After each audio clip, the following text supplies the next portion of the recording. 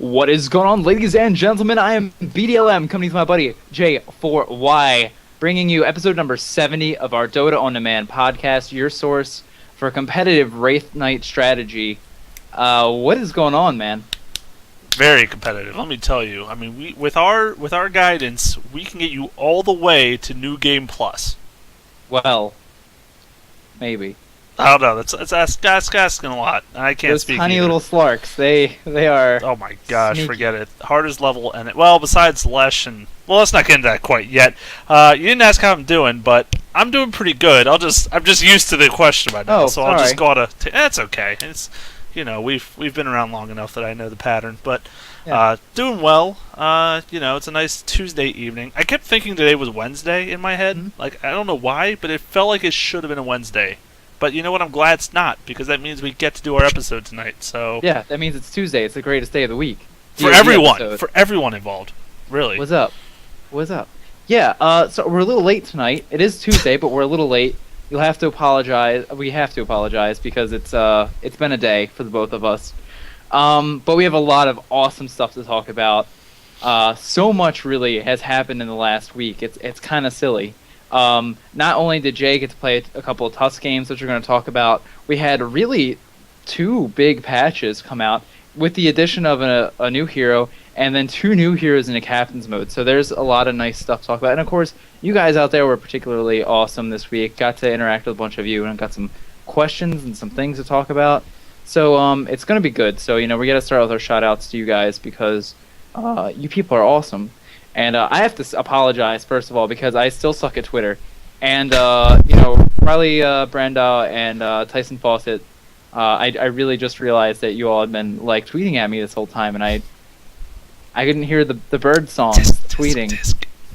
I'm sorry. It's gonna get great, because I do often find myself wanting to talk about games randomly, not on the podcast, so there'll be more of that, don't worry. Jay, how about your shout-outs, man? Oh, I do have a few. So for now, while the number is below 100 every week, I'm going to shout out our Twitter. It's a new site I just invented. It's really nice. The Twitter followers. I want to give a great shout out to Stop Lamatium. Oh, this is gonna be fun. I think some of these people just have fun names just to mess with us. Schuler David Johnson, Trombern, liked the name. Kurova Moo, Moldog, Troy Knox, and Hydrogrind. All you guys coming out of the woodwork, giving us a follow this week. Really appreciative of that. As well as the few Steam ads that we got. Really liked. We'd love to get some games with you. Sorry it hasn't happened yet. Crazy week, like we said. Magic Man. Magic Man. Sir. We'll get there. And also we got a couple of YouTube comments from Ollie Crook Smith and Scott Balfour again. So, yeah. Yeah.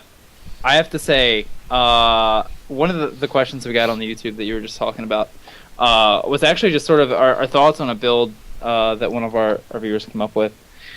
Getting a Mech Bristle, which I think is really cool. And as soon as I can actually bring up the exact question, I'd be happy to read it. It's a really interesting idea, basically replacing the Vanguard with the Mech. Trying to go Bottle and Vlad's to help with the mana regeneration, playing him in sort of a solo role. And yeah, he was just kind of interested in our thoughts on it. I think it's really neat.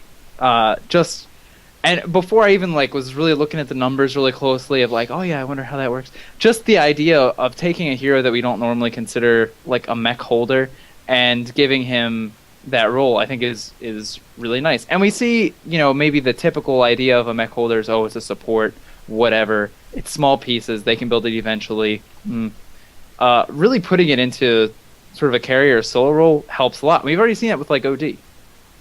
Oh yeah, exactly. Yeah. OD, Alchemist, Doom. We're seeing these heroes that normally want to dish out a lot of damage in fights, yet they're the ones that actually can stay in the fights and be kind of the center point.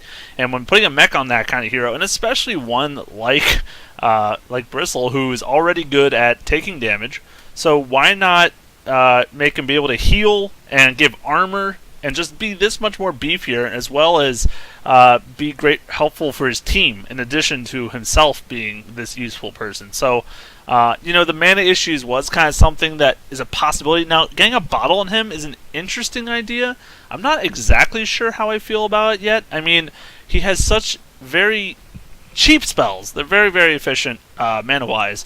And, to be able to burn through that much, I don't know if you can really warrant getting a bottle. I mean, sure you can, but it's going to slow up your other items down the road. I mean, I feel like maybe it's overkill to get both the Ring of Basilius and the bottle, but maybe get one or the other. I mean, I've built, recently I built the Vlad pretty early after the Vanguard, and my mana was pretty good pretty much the whole game. Then again, we had an OD on our team, so I guess I can't... Yeah, maybe it's not... I can't really, I guess, fully go into that, but, I mean, that was a little help from the OD aura. But.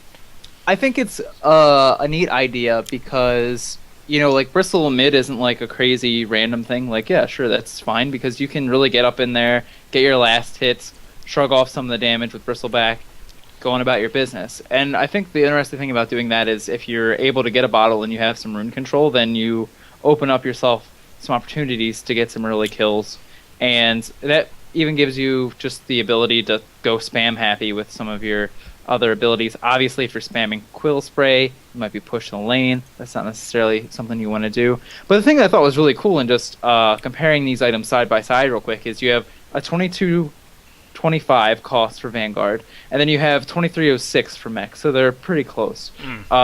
250 health given by Vanguard happens to be a 250 heal given by the Mech. And then you're also only losing 2 health per second on the transition from Vanguard to Mech. So really, it's like what you're trading is general stats for a little bit of extra regen and the mana cost for popping Mech. But obviously when you're popping Mech, it's not just about that health to you, it's to everybody else. And right. Your Bristleback, the odds of you being taken down before you're able to pop off that Mech are kind of slim. And on top of that, you're also giving yourself an additional 2 armor from that heal as well. It's not just a heal, it's also further prevention against damage. Damage. Yeah, that's okay. I think we got what you're saying. But yeah, I do actually like it a lot. And like I said, I really think of it as an Alchemist or Doom, like, gets a Mech. Like, it really can make it that much better and stronger for your team. And he was even mentioning, like, once we can build it maybe early, because Bristle can get to a good start, you can go for, like, a push in, like, that 15-20 minute mark with your team. Yeah, who's going to slow down a Mech Bristle at 15-20 minutes? It's going to take a lot of focusing and from the front region as well, not from the rear sides, because then, it's going to be just taking forever to take him down. So, I'm a fan. That's the other cool thing about the Vlads. I mean, if you don't need it even for the mana regeneration, it's just that switch on of having that bonus damage. And if you're able to convince your team to fight together, or you're in a pre-made where this is a strategy you want to employ, I really like it. I think it's a really smart choice. And just in general, like, Mech is one of those items that it's sort of like pigeonholed into being a support item, or it's almost like drums to me, where some people just don't like it because it's not flashy enough, it's not the big crit numbers. But really, it's one of those items where if you can play intelligently with people, it's a really strong pickup. And building it first on a hero, getting it really early, I mean, Mech, I feel like, is one of the strongest items that if you put it together quickly, it can make just a huge impact, just because you can soak up a lot of that early game spell damage and then push off of it and make a big impact into the game. Yeah, it's obviously a lot more useful early than late game, because late game the 250 heal is not going to be nearly the effect that it once was. But yeah, there's your short answer for you. Only the first 10 minutes of our podcast, Totally. But Short answer. so we'll just kind of try to skip through these next ones. Unfortunately, no. I mean, that was actually the bread and butter of our shout out questions. But another one was about Legion Commander, which we'll get into later. Hydra Grind just gave us a shout out quickly. He said, after listening to our episode about the No Tails Enchantress with the Untouchable, that he was in a captain mode draft. Enemy had Drow picked, so he decided to go Enchantress, and he leveled up that Untouchable, and apparently just had a great day with it. And he said he was thanking us for shouting out there. So I'm glad you had your way with Drow. I mean, that's pretty awesome. Well, baby. All right. This just went up a peg. All right. It sure did. I mean, we're past episode 69, unfortunately, but there's only so much we can do. And then Scott Balfour, just tell us about his little wombo combo he discovered with Ember Spirit. He said he went that Desolator and got to do his little dance around the enemy team and applied the debuff, because of course you get your on-hit effects. And then they had Medusa on his team with Split Shot with the ultimate. So the physical damage apparently was just through the roof within matters of seconds.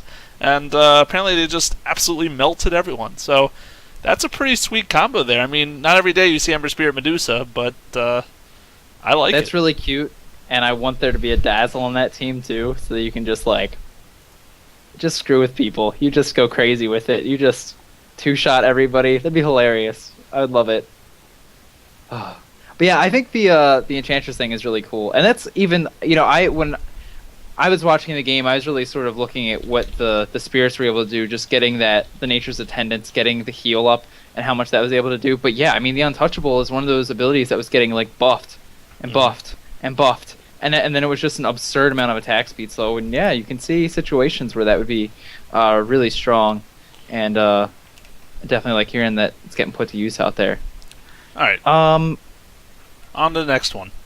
On to the next one. The age of signups has ended. Can we just make that statement? Well, Valve did. So can we just repeat that statement? Yes. It was a big week for stuff to happen in Dota. That is for sure. Age of signups has ended. Everybody can now join freely, and there's even a refer a friend feature. There was a fantastic little graph I found on the Join Dota website, just showing you the increase in the player base, and there was a pretty decent patch to come along with that news to help, I guess, bolster the infrastructure, I'd imagine, to just make it even easier for people to play. I'm really excited about that. It's to be honest, not something I realized was in place, but that's just really cool that we have this game that was in beta for forever, and then it opens up, and it was to this queue basically to get to play, and now it's just completely open. It's all about getting people involved, and that's really exciting. And one of the great things is I saw someone make a nice little comparison here. Well, for one person who shouted like, "Oh, well, League of Legends has been like this for so long," and blah blah blah. And the guy's like, okay, well, besides the obvious fact that League of Legends has been out longer than the Dota 2 beta, there's the simple fact that this game not only is now just free and open to everyone, but it's all 110 heroes are free and open right away and accessible. Whereas in the game of League of Legends, you start with the weekly random ones, and you have to basically invest your time or real money to unlock all these other features of the game, like the heroes, like the runes, all that other stuff. So Dota is completely free. Here you go. Yeah, you get to spend money if you want to customize, but the game is free. It's absolutely free. You don't have to invest a single hour to really. The only things you have to unlock actually are the game modes, which actually I found interesting. But still, the point is that only takes a certain amount of games, and you'll be fine. You still get to play the full game, more or less. So. Mm-hmm. That was another thing that impressed me about what came along with 6.79C, was just also the sort of the items that you get as you progress in level that help explain some things to you. Because, we talked about before that there was actually a Game Informer article about Dota 2, and it rated it, gave it a review, and it was like, yeah, cool game and all, but it's super high learning curve, and people are vicious when you have no idea what's going on. Now, obviously, the thing with the items and getting the chests as you level up is it sort of explains the cosmetic things to you, like, oh, hey, you can socket items and you can customize your customizables. Cool. It might not be something that directly impacts the game, but this is kind of a system that if you weren't reading it when it came out or started messing with right away, you would go in what does this chisel do? And trying to read and figure out what it is. What are these sockets they're talking about?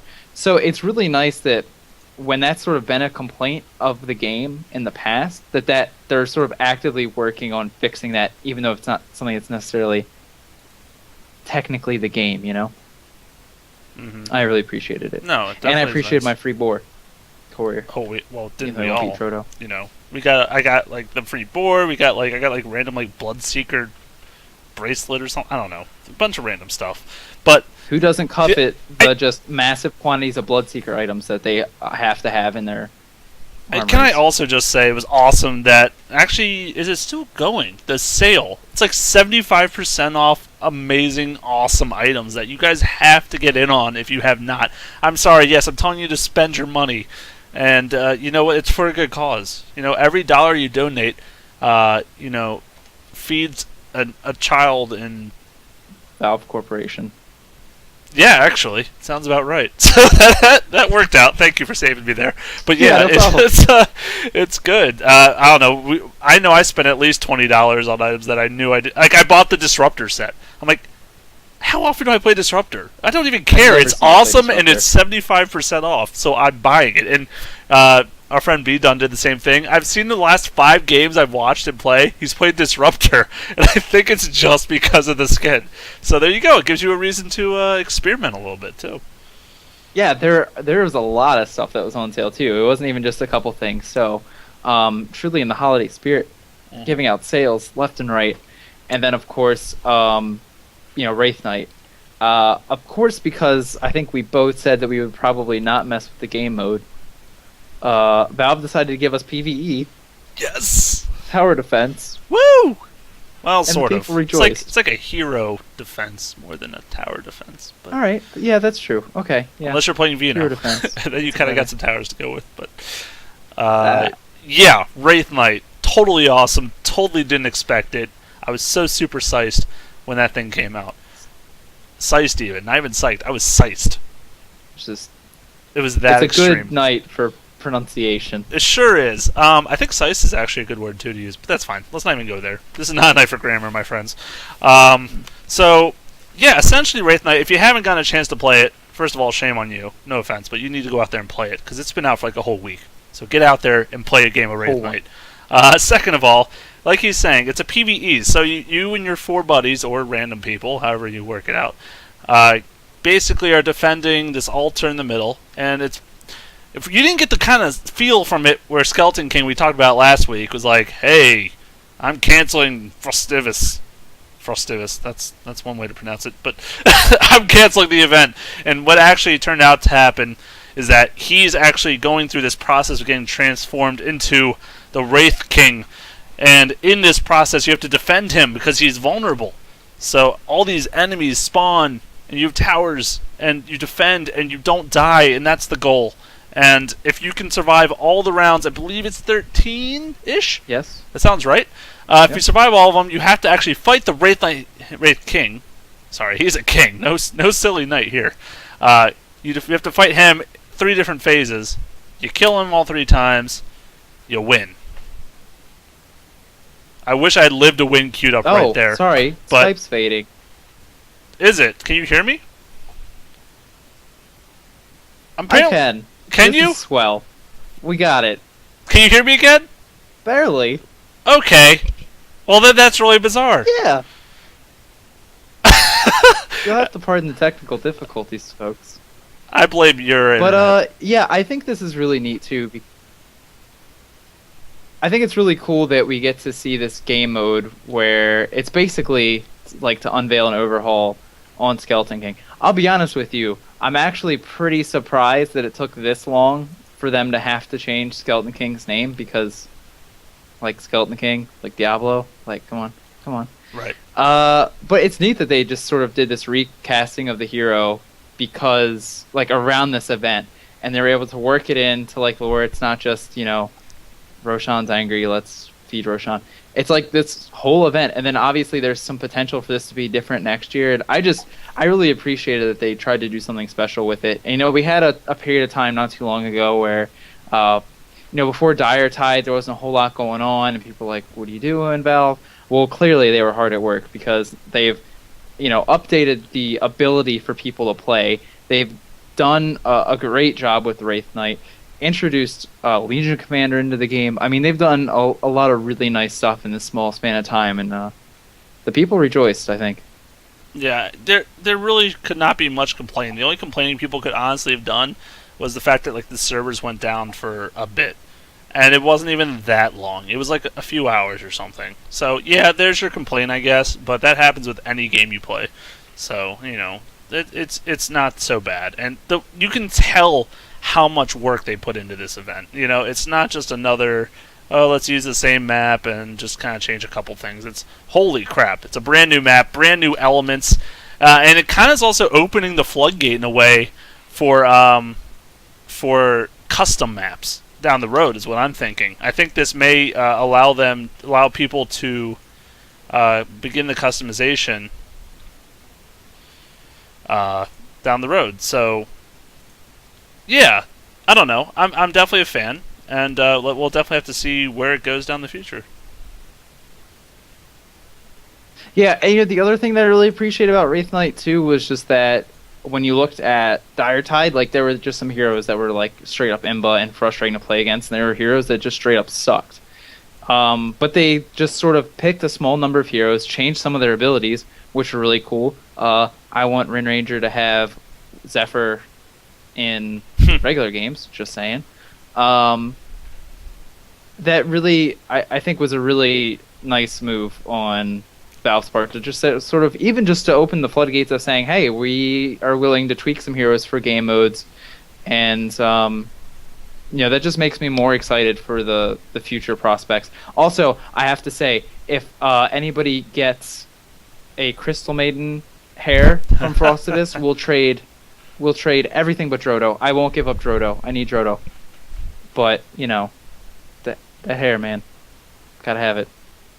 I might have to farm it. I might just, spend one cold, lonely Saturday afternoon and just grind in shards. Because it's nice. It's nice. That is nice, and you know what? I would agree completely. There's some awesome items that you can get for the rewards. One of them, which the shards, you just pay $1 and you get extra bonus shards. They're a different type, but they give you better rewards. And you know what? For $1, I feel like totally not a big deal. Valve's really, really great at making us want to spend our money, honestly. So I definitely am a fan all around. So like I said, get in there. We'll try to play some games with you guys if you once again add us. Sorry we haven't yet, but we really want to. So believe me, you can get in with some games with us definitely in the next couple of weeks if you just add us up or tweet us or whatever, however socially you want to do it. But do you want to get into these next patch updates now? Yes, I do. 6.79C. What's up?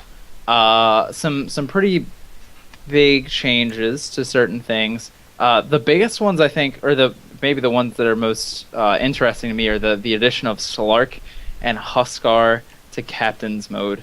Slark, as of Sunday, I actually went out for some stats. I wanted to run them again before the show, but unfortunately didn't have the time. Slark is on a tear and is 11-1 competitively. Huskar is pretty much the same thing. 1-1, but he's gonna get there. He still has 9 more games to play. Pretty sure the next 9 games are wins. That's a great way to look. 10. So I think that's really cool that they're now available, and I think just when Slark originally had that change made, people were like, why are you taking Slark out of Captain's mode when you just made him worse? If you didn't believe it before that it was an improvement, which it was, obviously now Slark is enjoying this improved win rate. I got to see one of the games where it was like, oh, okay, Slark's cool, I guess. He isn't really doing anything so crazy in this game that you would want him over another hero. But we're definitely probably going to be looking into that more next week and trying to look at some of these games closer that Slark was in to see what kind of impact the new Ultimate really has. Yeah, absolutely. It's very apparent that these people really are finding use for it. And like you said, we discussed it, but it definitely is a buff. It's so easy late game to counter that invisibility that his ultimate was providing. So now that it can't be detected, he can actually make use of what it was intended to be, which was this period of time where he can regen some health, sneak around in the team fight, dish out some damage to who he wants to, or possibly escape without hoping. I mean, yeah, he's still kind of visible in the sense that there's a black cloud sitting there, but obviously you can't target him with a single target thing. It had to be AoE. So definitely really a great improvement for him. Huskar, I can just only see Some annoying things coming out of that hero. I've never loved the hero. You know, I was kind of enjoying him not being there. But to be honest, if I don't have to play against him, I just watch pros play him. That's a whole different ball game. So I'm not nearly as upset about that. 1-1, like you said, almost the same as 11-1. I mean, you just throw another 1 in the mix, and it's essentially the same record. You know, essentially. So yeah, I'm definitely excited for that. But like you said, we're going to talk about that. Probably in our next episode, so we're going to kind of save our thoughts on those heroes for down the road, but definitely something you guys want to keep in mind about this patch and what you're going to be seeing in your pro games coming up. Yeah, pretty much adjustments to heroes that you might consider to be too strong at the moment, or items even as well. Midas had its cost increased from 1400 to 1550. Necronomicon Night Vision was reduced. The gold bounty was increased per level. There were some adjustments made to Earth Spirit and just like, you know, making his silence weaker at rank 1, decreasing the knockback, making it scale, I should say. And then some of the more interesting ones, I think, just some like small tweaks. Crystal Maiden Basement reduced by 2. So sad. So sad that Crystal Maiden too strong. And then also some fixes to our buddy, or buffs to our buddy Legion Commander that we'll be talking about later, where dueling units cannot be disarmed or force-staffed away. Did you have like a particular change in the list, maybe one even that I didn't mention, that you particularly thought was good, bad, The best indifferent? The best buff on the list, clearly the new visual effect for Orchid damage pop at the end. I mean, you have to enjoy that one. That actually is awesome because when you're using it, you're like, oh, is it over? You're like, oh, there's a chunk of health missing. Okay, yeah, I guess it is over. And apparently, if the unit dies from the damage, it's like even another effect, which I don't think I've seen yet. But the point is, it's very beautiful and it's very, very, very artistic and needed, I would say. The 5 move speed on Visage feels like just one of those things like the Venom-Man. So like, let's just make him a little bit slower since he's so good in the laning phase. Definitely can make a bit of a difference. These heroes that have a slow built-in don't need to be running around at the speed of light. So that's a good one. The Hand of Midas, I'm just saying I might have called it. I'm sorry. I was so busy patting myself on the back I could barely hear what you were saying. But that's just what happened there. Who could have foreseen this change other than Prophet J4Y? Interestingly enough, I did some math. I did some science. Uh-oh. My disclaimer is that I studied art in college, so if this is not entirely accurate, I apologize. The Midas recipe had its gold increased from 1400 to 1550. Now, I don't know about you. I feel like an average Midas build time might be somewhere around 6 minutes. Does that sound fair to you? Yes. Okay, good. Because if you said no, I would have said, well, tough, deal with it. Turns out, with the adjustment to the gold income in 6.79, the original patch, from 1 gold per 0.8 seconds to 1 gold per 0.6 seconds, winds up being exactly 6 minutes worth of gold difference. Obviously, there were some adjustments made to gold income outside of just the passive in terms of what you get from towers, in terms of what you get from kills. But I thought it was interesting that you're basically adjusting the cost of the recipe for an average build time.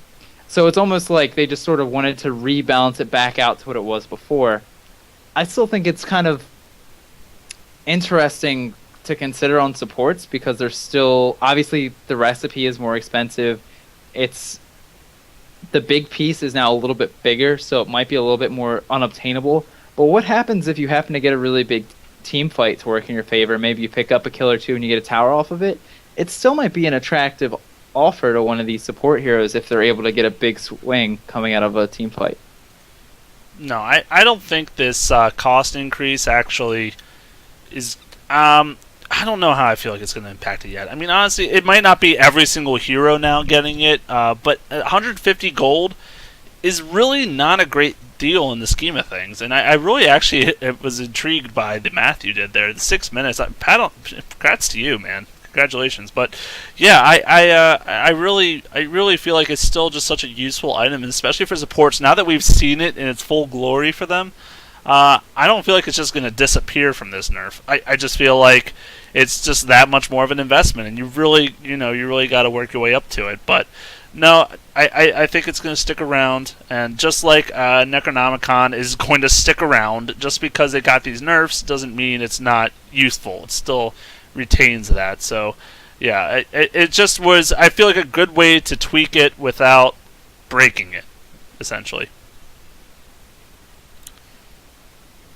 Yeah, and I mean, like you said, like, is 150 goals going to, like, break the bank? No, but I definitely think that you're not going to see as many 5 Midases in a game, and I think everybody's cool with that, right? Because I know, like, some of the casters have been like, it's kind of like the cancer of professional Dota 2 now, is the fact that you just see so many of them, and it's just sort of the standard thing to do.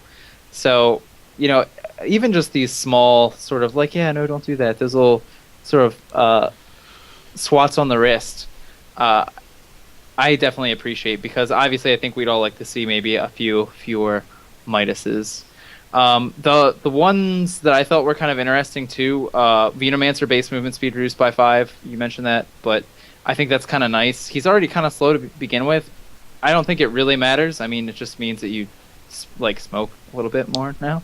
But the Plague Ward night vision reduction, I think, just proves that Dota 2 is a Han clone, because that was definitely something that was done to help balance Slither way back in the day, because he too was enjoying himself a nice little spree in the competitive scene and sort of had to be brought down. And I think that's fine. Like, I kind of like that change, to be honest.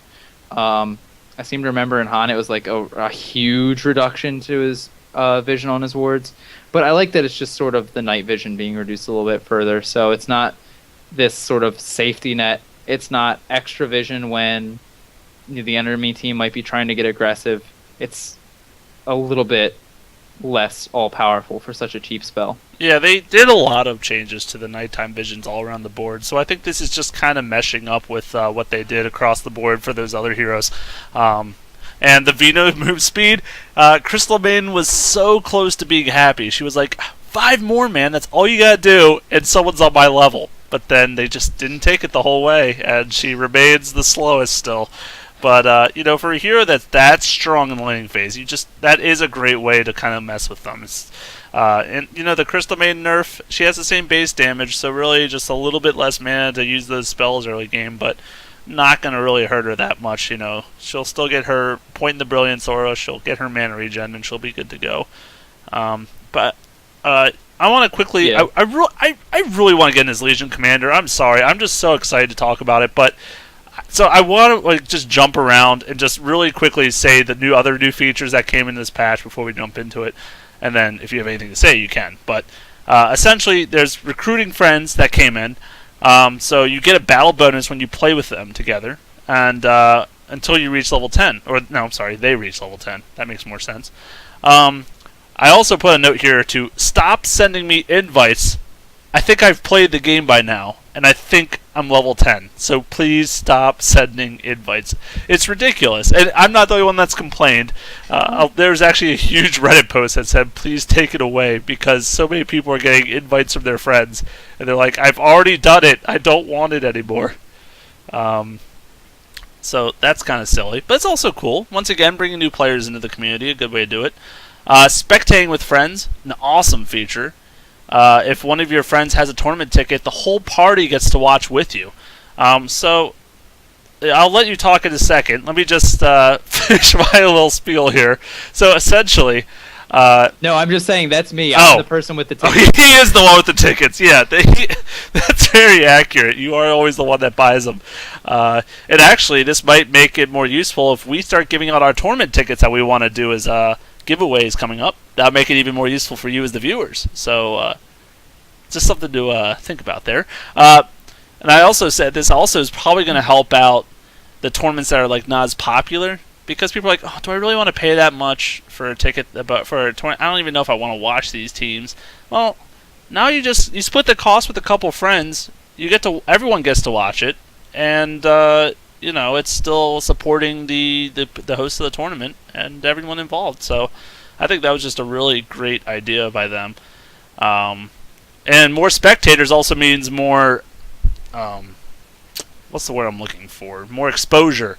So that never hurts a game that's trying to develop. So just smart all around. You already said the reward path. That's pretty cool. Get rewards as you go. There's more like objectives and goals to get different things. And then, you get an abandon if one of your party members abandons a game. So that's kind of unfortunate, but also good. Definitely a good change. Apparently a party abandon alone cannot put you into low priority, so it kind of has to be coupled up with something, but definitely smart. Did you have something to say about that? Because I was even looking through some forums, just sort of like get the feedback on some of these changes, and people were like, "Oh, that's stupid." So if someone's power goes out, then everybody gets an abandon. Like you said, it's not like one abandon is going to ruin your Dota 2 experience for the rest of your life. And if it's something for a freak accident, then it's a freak accident, whatever. Obviously, if you have groups of people queuing up together and then they take turns abandoning so that it's not a big deal, then that's obviously where you want people to actually get punished as a group for doing that. So it's one of those things that if it hurts somebody accidentally, I feel like the number of times that it promotes people to just be decent human beings in the game, it probably balances out. So, suck it up if you take a hit for the team in order to get sort of a better gaming experience for everybody, I guess is what I'm saying, because I feel like it's, worth it. I like the change. On his soapbox. No, I'm just kidding. I definitely agree, yes. too. But why is soapbox? Anyways, so ranked matchmaking. Let's not get into that little dilemma there. Ranked matchmaking is coming to the game now. So after you get at least level 13, which they estimate about 150 games, you will go through a series of 10 calibration games before seeing your actual MMR, your rating. And then you rank your way up. I guess you can do it by yourself. You can do it with any amount of party members you wish. It's really an interesting thing they put into the game now. I haven't even played one of these ranked games yet. I'm actually a little afraid to be honest.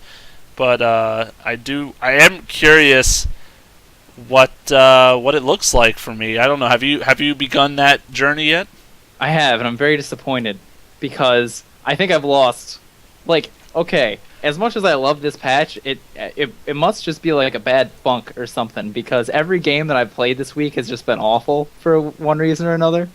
So I'm pretty sure of the 8 that I've played, 7 of them have been losses because people like to throw real hard, real far. But it's cool. I know that I believe the maximum is supposed to be 5,000. And I know some of the people that I play with pretty regularly are floating around in the 4,000 region.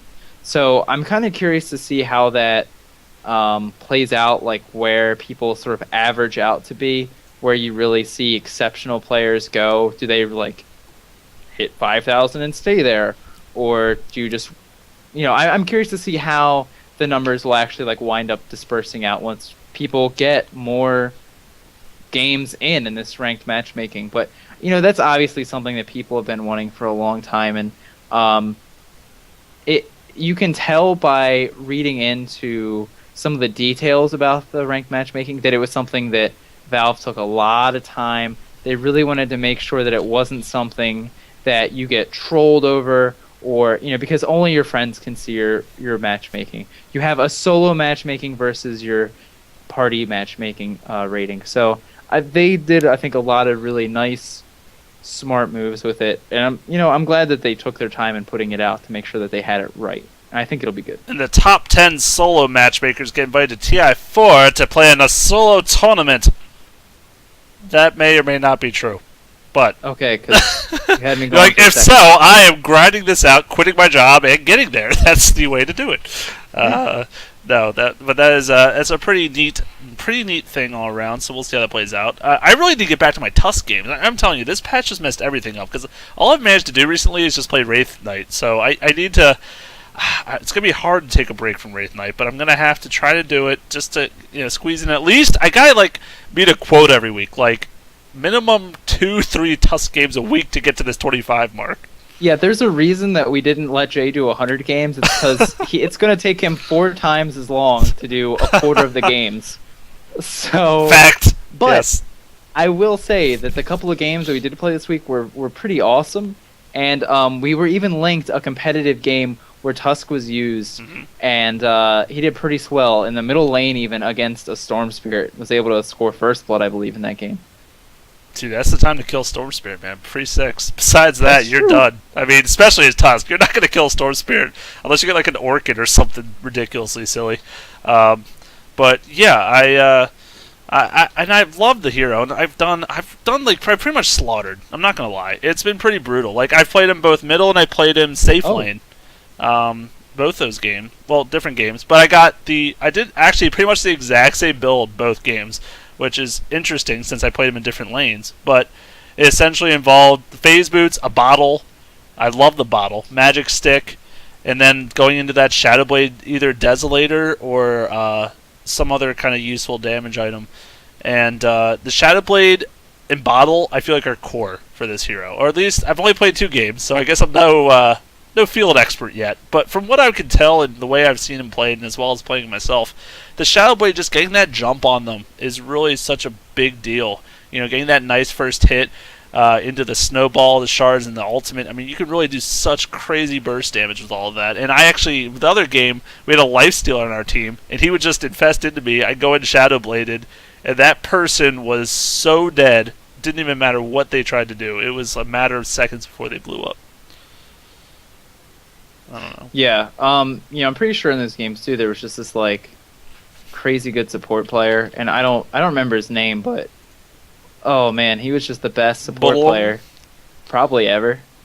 Yeah. I'm pretty sure he was a Crystal Maiden one game. I'm pretty sure there was a Skywrath Mage in there. Oh my those were actually god, that really Skywrath nice was amazing. Yeah. Oh, I have dreams about that still. baby. Yeah. Yeah, they were good. So Sorry. I definitely I challenge you, Jay, because you've done almost 10% of your games. Woof. You gotta mix it up a bit, man. You gotta do a couple. You gotta do some different builds, man. We gotta mix it up. You gotta get the mech mid. You gotta. Gosh. You gotta show Ollie, man. Why make this harder for myself? Am I going for win rate or for variety? I guess it's a mixture of both. It's an experiment. You're doing a survey. It's a survey, Jay. And Ali even said, it sounds weird getting a mech on a melee strength hero, but I mean, like we mentioned earlier, Doom is one of them. Timber is technically one of them. It happens, and so Tusk is just the next one, my friend. That's just. Let me roll into burst damage and then heal my friends while I'm bursting someone. Okay. You roll everybody in and then you heal. So when they complain that you destroyed their team by rolling them in, you say, no. I was trying to get you all grouped up for a heal, and that's how it went down. And yeah, problem solved. And my friends will probably keep playing with me after that. So probably will. So yeah, we'll see how this goes. I will do at least a couple more for you guys this next week and report back as that goes. Before we get, oh my gosh, it's already been an hour. But before we get into this Legion commit, I really wanted to discuss. I know something. It's ridiculous. Sorry guys. Sorry, the patch is too awesome. The 6.79 pro scene pick rates. So this is not only this latest patch. It's not just the C changes. It's all 6, which was that big changes across the board.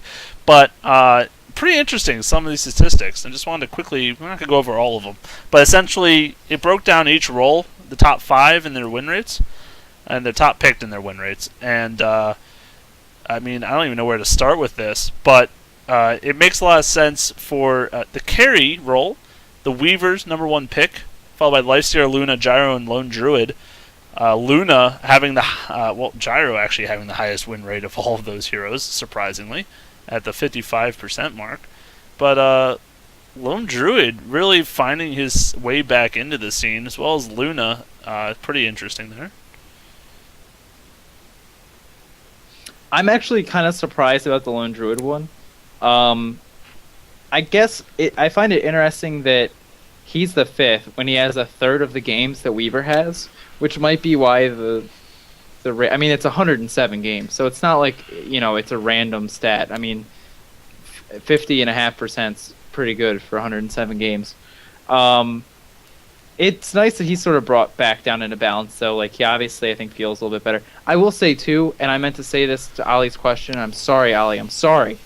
But I haven't gotten to try my Lone Druid mid with Mech yet, and that still has to happen, because I still think that's totally a thing. But that'll be for another episode. I guess I was kind of surprised to see the Gyrocopter's win rate was so high. Lifestealer obviously has fallen quite a bit, so maybe that guy is just like in the right place. Maybe, I don't know. Maybe 45 is a little low, but obviously we probably shouldn't buff Lifestealer. Never buff Lifestealer. That's the rule of thumb, in my opinion. We just let him sit in the dark for a while. Just. You know who's made a resurgence? This has nothing to do with the list, but I've seen recently the old Treant Protector coming back in, despite the nerfs. Yeah, I haven't gotten this. There was a game I actually wanted to watch that had a Treant Protector in it, and I haven't gotten to it yet, unfortunately. But yeah, he's been one that's been showing up. I was actually in going to one of the other sections of the list that we'll totally link on Facebook and the Twitter and whatnot. For the off lane, obviously Clockwork being the most picked, 485 games, but boasting a 47% win rate, which I thought was kind of interesting. I expected it to be a lot higher than that. Elder Titan, of course, 60% win rate. Stupid.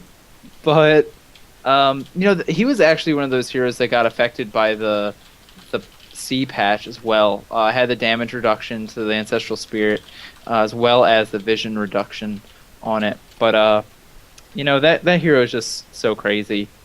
I'm curious to see how he's affected by the patch. I mean, obviously he's still picked quite a bit, even since the patch. So, I don't know if that number is going to change a whole heck of a lot based off of the patch.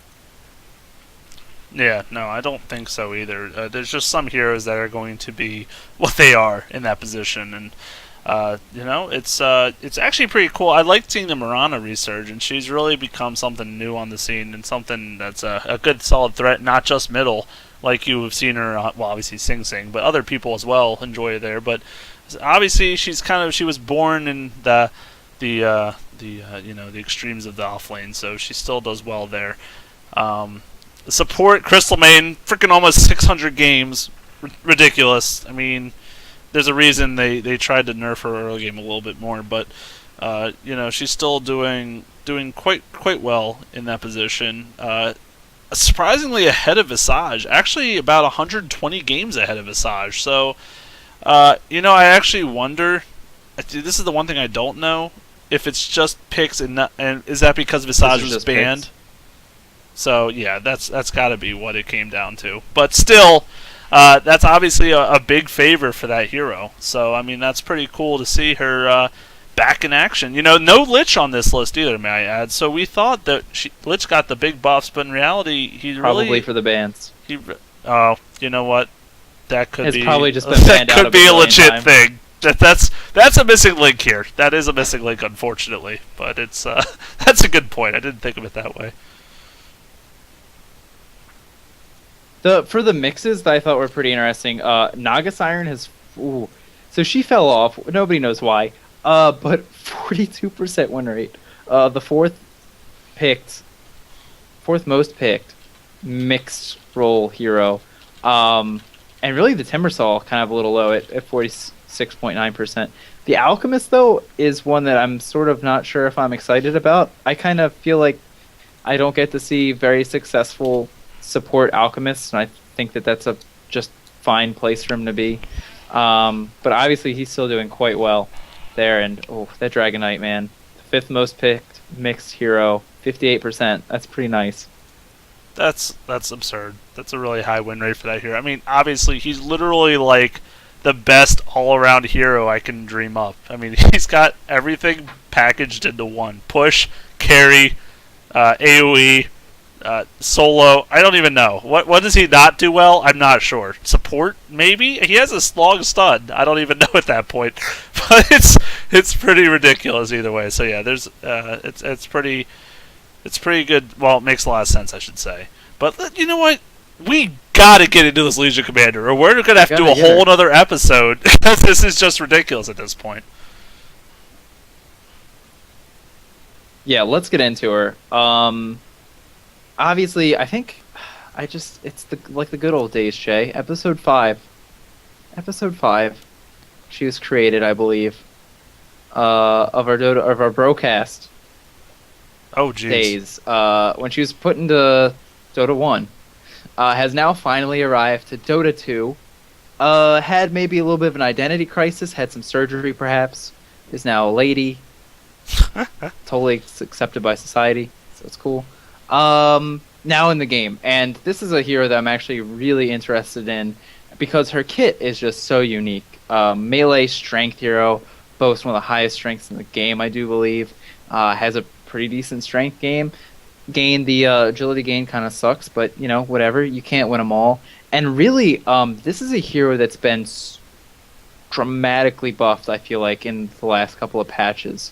We haven't obviously been talking about it because she's just now into Dota 2, but when you look at what happened to her in 6.79, press the attack, the increased restoration, the dual cast range was increased, overwhelming odds, damage increased if there's a bajillion people in the mix, and the most notable one I think is a 10 movement speed increase, which is, you normally will see like a 5 adjustment, right? That's what we saw at Visage, that's what we saw the Venomancer, but she just gets 10 in 6.79, and I had it written down somewhere, and I unfortunately don't think that I have the stat sitting right in front of me right now, but she is now faster, or as fast as like an additional 20 heroes than to what she was, and now is in like the 3rd fastest tier, I believe, sitting there with Nagas Iron, Pugna, and the Spirit Bear, really only outrun by Chaos Knight, Luna, Lone Druid, and the range creep. So she got some really dramatic buffs there, and I don't know, do you want to go through and talk about some of the spells she has in her kit?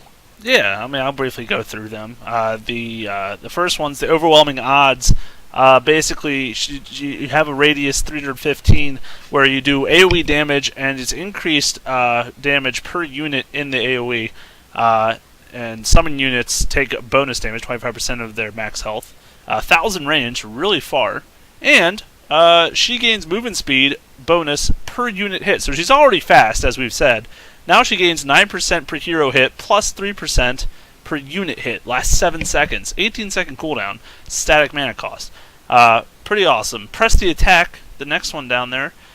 Basically, well, not basically, it does remove the debuffs and disables from the target friendly unit, and grants bonus attack speed and health regen for a short time. So, gives up to 120 bonus attack speed, and essentially up to 60 health per second over the 5 seconds, so a 300 heal, essentially. 800 range, down to a 13-second cooldown, and only 110 mana cost at that last rank. So it's a nice little heal / buff and / debuffer. Moment of Courage, it's a passive. She has a chance, when she's attacked, to lifesteal. Well, attack again and lifesteal on that hit. And it is not a unique attack modifier. It cannot proc more than every 1.2 second. But crazy damage, crazy lifesteal, pretty awesome. And leads into some awesome builds, but we'll get into that later. Duel, her ultimate. This is what makes her so freaking cool. Really does. Essentially, she targets an enemy. She has to be within 150 range. And during the duration, which is 4 to 5.5 seconds at the last rank, they duel each other. So they attack one another. And if one of the heroes dies at the end of it, then the one still standing is the winner and gains permanent bonus damage. That's 10 at the first rank, up to 18 at that last rank. And there's a lot about Duel that we're going to have to discuss because it's not as simple as it sounds, unfortunately. But that is the kit and caboodle right there. Yeah, that is a nice kit and a fantastic caboodle. I think it's a really strange set of abilities. I think a lot of these are really unique, and that's part of the reason that I was so interested in seeing how Legion Commander worked when she was first introduced in the way back when. I really am not sure though where I want to put her. I feel like when you read through her spells and you get to duel and you're like, oh snap. Well, you can just pile on the damage. You have a pretty strong disable in the fact that you get to make somebody sit there and attack you. And because of Moment of Courage, you're gonna most likely at least stand a decent chance in staying alive if you're not able to kill somebody, because of the fact that you're gonna be life stealing off the hit. But you almost feel like you want to go, oh well, let's just stack up damage on her. Let's get items that can help us get kills really quickly and try to win. The problem and what you may have been wanting to talk about in Duel is just the fact that there are really sort of a lot of ways around actually having to fight her. As we mentioned earlier, part of the 6.79C patch is that you can't be force staffed away and you can't be disarmed, which to me goes, oh, well in that case, what can you do? You can sheep people, you can E-Blade your friendly target to stop them from taking damage from the duel. You can Vengeful Spirit swap people. You can hook people out with Pudge. You can pull people out with Earth Spirit. There's really a whole bunch of stuff you can do to try and mess with this duel. Yeah, exactly. The CCs, you come in from the side, throw a little stun in there. I mean, there is a lot you can mess with her, but it really can add up fast. The way I see this hero is she is an insane snowballer. She is one of the premier snowballers, I would say. If she can keep that duel up, and she can use it relatively on its cooldown, which is very short, 50 seconds, and she gets a lot of wins out of that, that damage stacks up quickly. And that'll eventually get into our item build questions, because boy, I have some questions for you on that later. But, essentially what it comes down to is, can she win the duels? And, it's going to most likely take the help of her team, but can she get off to that fast start so that late game she's just way too much for the other team to handle? Yeah, well, I mean, I kind of want to ask you about the laning, because that's kind of my question when I've been thinking through her. It's, you have this hero, and we can think about it as sort of like, a serious attempt at playing Legion Commander. Are you really wanting to pick this hero and hope that you're that successful? She does have a pretty nice kit. I mean, at the end of the day, Press the Attack is one of the few abilities that's going to be able to remove a debuff from somebody, and it provides a heal. It's almost like you got a nice little Mist Coil and a Photic Shield rolled into one. It's kind of nice. But really, can you invest that much in a duel? I'm not really sure. I feel like if it was like so much invested in trying to get a carry farmed so you can go into the late game, I would almost want one that has a little bit more insurance in the early game. The nice thing about Legion Commander is, because of like Moment of Courage particularly, she has this ability to be hyper aggressive, and she can just, even at early levels, try and get up on other melee heroes, put in some auto attacks, draw creep aggro, and if she is in attack range of somebody and gets attacked, she can put out an additional hit for some lifesteal. And I do like that about her. She also has the ability to chase people down because she's just so freaking fast. And if you put a lot of early points into overwhelming odds, she can do a decent amount of damage with it. And for that, I like that she's sort of built to be able to get off the ground. But I feel like if you put her in that carry role, what happens if it doesn't work? You know what I mean? Yeah, that's true. If she doesn't really get off to that fast start, doesn't get the bonus damage stacking up and rolling for her, then she's really essentially going to have to depend a lot on her farm and on her team successes around the map. I mean, she doesn't have that amazing essence that a lot of the carries do. I mean, let's just look around. Alchemist, a great AoE stun, perchance, with a lot of minus armor, big beefiness. Faceless Void with his great ultimate that can lock down a team. Luna with her game-changing ultimate if she gets it off right. I mean, some of these carries just have really important factors that can really, do crazy things in a team fight. Her, Press the Attack, you could say, could be a nice little debuffer that could really come in handy. Overwhelming odds, she doesn't have a slow or stun, really. She's only got the duel for her only CC, and then she can buff herself, but essentially she's not going to help kind of, orchestrate where the fight's going to go. And so really it comes down to her dishing out a lot of damage and being a threat instead of just kind of running around, like, lightly tapping on someone. She's really got to be something more, I think, in order to really make her presence known. And that's the thing, and that's like when I was getting into thinking about where I would actually want to put her if you're like trying to take it seriously. I actually really kind of like what she can do in the jungle, for a couple of reasons. The one, if you're not like the hard carry, like what happens if you get CC'd? You obviously can't press the attack yourself if you're currently stunned, right? You could get yourself out of a slow, but you're not going to be able to dispel a stun from an enemy. If you know are trying to be that super snowball hero and you're not successful early, you're not able to put together great farm early, then you're going to run into problems. But if you're in the jungle, you have Moment of Courage to be able to provide you the ability to farm effectively at a decent pace and to not have it cost a lot of health and mana. And then you also just take into consideration that now you also have the ability to just add pressure to a lane as well. Because I think that's the nice thing about this hero is she has the ability to sort of get up into people's faces with that movement speed, being able to drop the overwhelming odds that if she gets level 6 and is able to sort of, come into a lane where the odds are uneven and you have an advantage and you're able to duel somebody and you take something permanent away from that with duel, that's a lot bigger to me than saying we need you to do well, and if you're doing really well, then that's par. You know what I mean?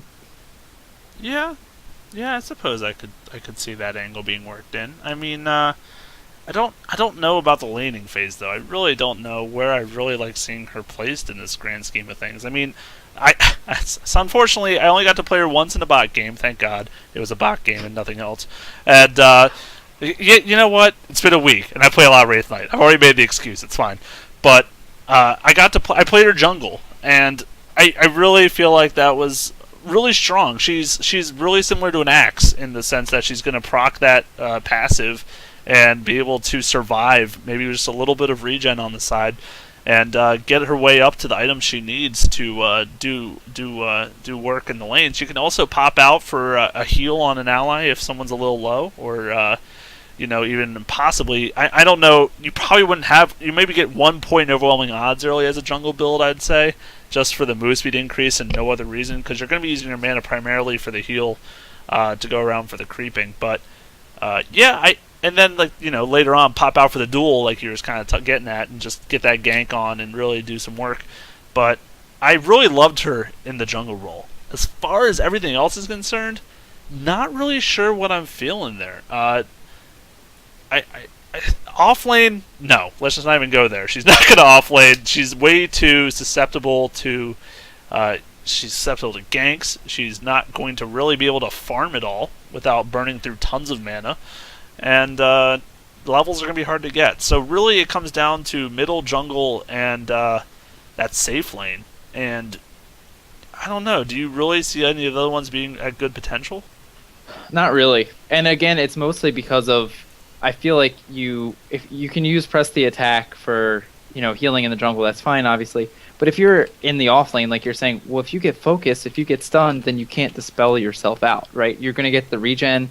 Is that going to be enough to save you? Probably not. You're not going to be able to get the farm that you want. So it's really like in the jungles where you get the best of both worlds. I will say that I got to spectate a game yesterday, which is maybe the trolliest thing I may have ever seen. Is a Legion commander that only put points into press the attack and Moment of Courage, got Hand of Midas, and blamed her team for the loss.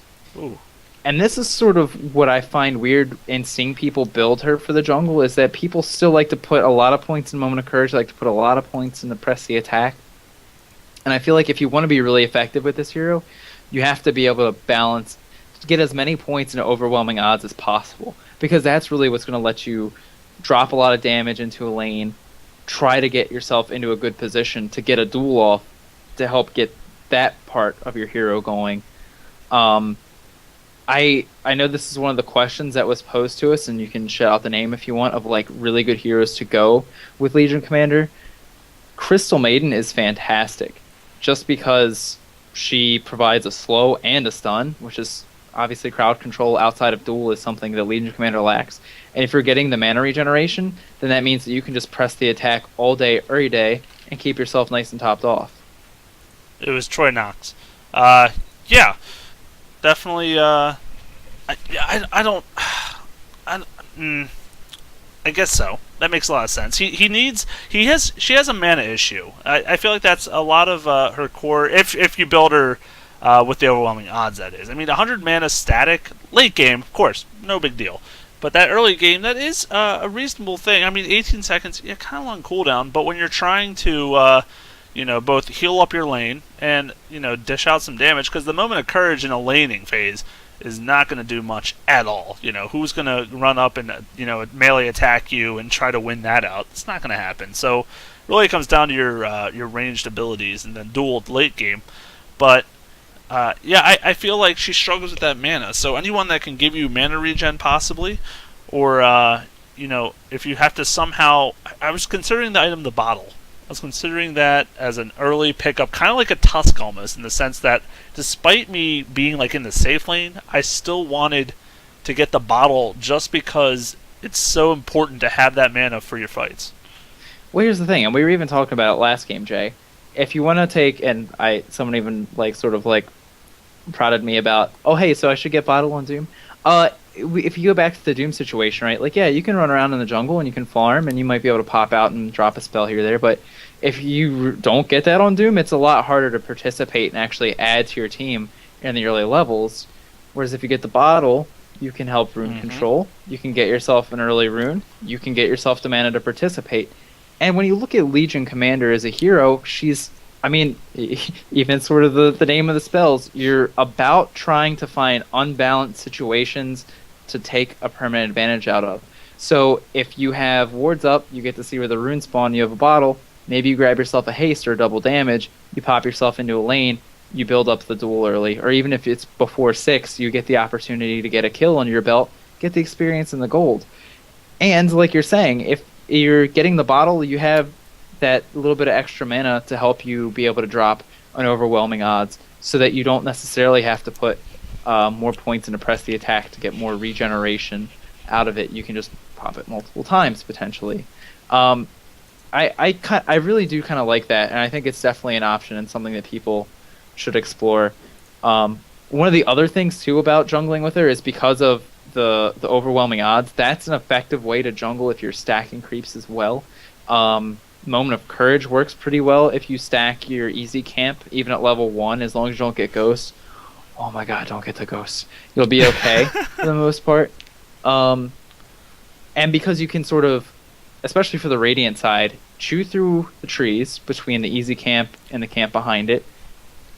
You pull one of those with your body, you pull one of those with overwhelming odds, you can stack them both, and then go on about your business. And this is one of those melee heroes that can actually take advantage of being able to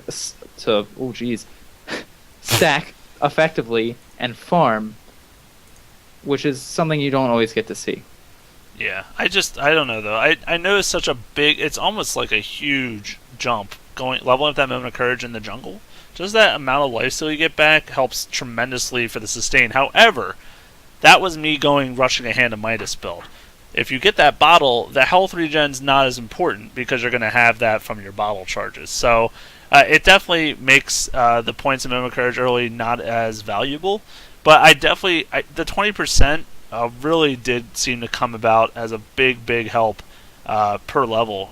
It surprised me, but you do 20% of 50, 60 damage. It's an extra 10, 12 healing every time. That could make the difference when it keeps proccing. So I don't know. It was interesting. Like I said, I built him the noob way, the one that you were getting mad at, like the one that was like, yeah, Hand of Midas, Moment of Courage, press attack.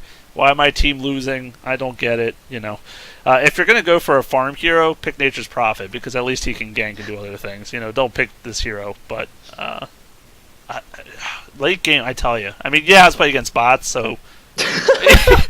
Yeah, I know. It's just not quite the fairest thing, but you just get some of those dual procs. I mean, some of those, even early game, you get 2 or 3 of those, 10, 14, let's say. 34 bonus damage around the 20-minute mark, 15-20-minute mark, is a lot of bonus damage. It's like having a demon edge or something along those lines. You're just making it up as you go. I really am. It is very obvious, but the point is, 34 damages. You could agree that's a good amount. And then I want to start talking about items. Can I do that yet or no? Are we not done Yeah, yet? you can. Okay. I want to just get into it. I had such a dilemma again. This is almost like the Skywrath You do dilemma. from time to time. I keep going back and forth on what I like more. I guess it depends a lot on the situation of the game, which how many times have I said that? But, Valve's suggestions, right, have a lot of attack speed involved with it. Power Treads, the Hyperstone, Maelstrom, attack speed, woo, let's go crazy. And at first I was like, what? No, why am I getting attack speed? Are you kidding me? Like, Moment of Courage gives me another attack. I want damage. Give me bonus damage. And also, I'm going to make my attack faster with Press the Attack.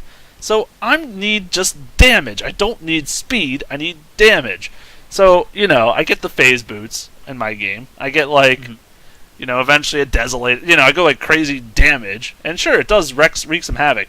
But then I was realizing, as the game progressed, that when I was winning duels, the damage came. That I didn't really need the damage because it was there. And so that's where the attack speed really comes in handy. Late game, attack speed, good. So, obviously damage is good too. It's not like either of these are bad if you get it on her. But I'm just saying, I was trying to compare. I'm like, should I really be favoring speed over damage? And it really comes down, I think, to are you going to be able to snowball with your duel or not? Because if you're not going to get those stacks, attack speed will still be good. Don't get me wrong. But the damage might give you a little more burst bang for your buck. That was an alliteration, and you are free to put that one in the bank. Yeah, I'm picturing fireworks and all kinds of nonsense. It's glorious. It's an amazing picture. I think an underrated item in the list of the recommended is the Quelling Blade, actually, because your Press the Attack, or Moment of Courage, pardon me, is based off of the damage you do. So if you go into the jungle, you can slice and dice those creepies up real nice with the Quelling Blade, and it's a really helpful item to get early. And of course, since you can use it on wards now and stuff, you get some extra benefit, and it also help you do that crazy jungle stack I was talking about earlier. I like the Maelstrom, and that's one of the effects that will actually work within a duel, which is of course important, and it's that burst damage, so it's going to help you try to edge out those wins. And the Armlet, I think, is one of the recommended, the core items that makes a lot of sense. Because, again, if we're going back to thinking of the hero duel-centrically, you want an item that gives you an advantage, like a sizable advantage, for the time you invest into getting it. And Armlet is obviously one that you turn it on, and it's all crazy, especially when you can get it early on in the game, and it's giving you survivability, it's giving you some damage, some attack speed, and whatnot. So obviously it's going to be a good choice for you to go. I think that's a pretty reasonable core item, but I think there are a lot of other ways to think. And obviously duel is a big part of the hero, but I really do think that you can almost sort of think of duel as a lockdown, and Press the Attack as being a dispel, one of the few dispels, and Press the Attack as being a decent AoE. I don't think you have to consider this hero having to be completely successful with duel if you're supposed to edge out a victory. I don't think you have to think of her as a hard carry hero in order to make it work. Yeah, it doesn't have to work out that way. She can get those other items that will help your team out, and at least with Press the Attack, she kind of brings that almost Abaddonish, like you were kind of talking about earlier, that little I can still kind of help my team out a little bit. No overwhelming odds is that AoE burst damage. And the duel's a CC, so even if you don't win the duel, you still essentially lock down one of the heroes, hopefully for the duration. So, you've taken the heat off someone else perchance or done something wrong. So, at the end of the day, she doesn't have to carry your team. It can be helpful, but she doesn't have to. What do you think, though, between Power Treads and Phase Boots? Do you have a preference? Which would you build? I personally am leaning on Phase Boots just so you just really take advantage of your movement speed and just excelling around the map. I know, right? It's a tough one. I do really like the Phase Boots because it's also, if you are in the lane and you get to be crazy aggressive, it's really nice to be able to maintain melee range with your target so that you can get Moment of Courage procs off the creeps, but also you can just run through the creeps. Because of overwhelming odds, you're going to try and hit a lot of creeps. Ideally, you would not want to use it on an almost dead creep wave. If it doesn't kill everything, then you still have a lot of matter left over that's going to be attacking you, so being able to just move through it freely is nice. Although, the other side of the board is that if you get the power treads pretty early, you can even, if you're feeling fancy, you can swap those bad boys around to be int treads, and you can try and use that to supplement some of your mana problems. That's some advanced stuff right there. That's like pro scene things we're on here. You know, we're on this. That's the next level. That's the next. Do I have to activate my phase boots? I'm not. Is that how it works? I think you should. That's probably. You consider it. You should think about it. Maybe. But yeah, it's a tough one to call. I think you can go either way. I honestly, that might be something that you just. If you made me pick. I am making you pick right now. I guess I would probably go phase. I'd probably go phase. Join us. Yeah, and also, I mean, I guess the other side of the coin is if you're not using the tread switch, then you're at least getting extra damage out of the phase boots, which are going to be fueling your moments of courage. Right. That's where I was kind of also leaning towards. In addition to the stacking of move speed, it's just the extra flat damage to help you out with that. I guess I see her more. I like the more bursty and not the overtime strategy. So obviously Maelstrom's really good for that too. The armlet worked extremely well. I built that as well. So yeah, I'm liking all the ideas. A magic stick goes a long way if you're in the lane. Because any of these heroes that are like strength or something that need to cast a lot of spells and don't have a big pool to do it, that's a great way to get some charges, get some mana back in the fights if you can't get to the bottle. So not bad as well. And then late game, I mean, you know what I found really awesome, and it was after watching Dendy's stream actually, was that Blink Dagger. It was it was really something else because the duel is a 150 range, so you really need to be quite on top of them. And I've went back and forth like Blink or Shadow Blade. I mean, both could really work, I guess.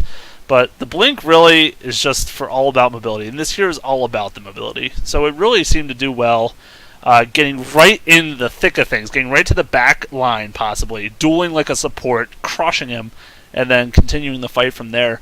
It was really... Now, he got a little earlier than I expected. He would get it like first or second item. I'm like, okay, you don't even do anything yet. Like, what are you blinking for? But he, Dendy, maybe a little trolly on the pub scene, not exactly sure, but... it definitely opened my eyes because it's almost like the Clinks blink where I'm like, what are you doing? Like, why are you blinking back there? And then it's like, oh, yeah, that makes a little more sense now that I've seen it happen. So definitely something cool. Yeah, I wonder. I don't know if I would like it first item. I mean, I guess I understand it. I mean, you figure you're probably going to get it like around the point where you would have 6 anyway, so you get right on top of somebody. You're dueling them closer to where you would like them to be, and obviously, if you're giving someone the opportunity to react to you coming into duel, then your team also might have to follow up to try and get closer to help you engage in that duel. But yeah, I see where the Shadow Blade Blink Dagger becomes a dilemma again, but I do like the idea of getting the Blink Dagger. I feel like you need one of those like sort of staple mid-game items though on this hero too to be really effective, because like we were saying earlier, spells can be really disruptive to her. So you might want to have to go Blink Dagger, or not Blink Dagger, BKB, so that you can stand and duel somebody for the full duration. You might want to go for drums, help you solve your mana problems. Just a nice, really strong mid-game item. Sounds good to me. Or you could go for the armlet to get that damage and some additional survivability that's toggle on bonus that you might need in order to win duels. So I feel like this hero needs like one really strong mid-game item and then something off of that, really in whichever direction you kind of want to go.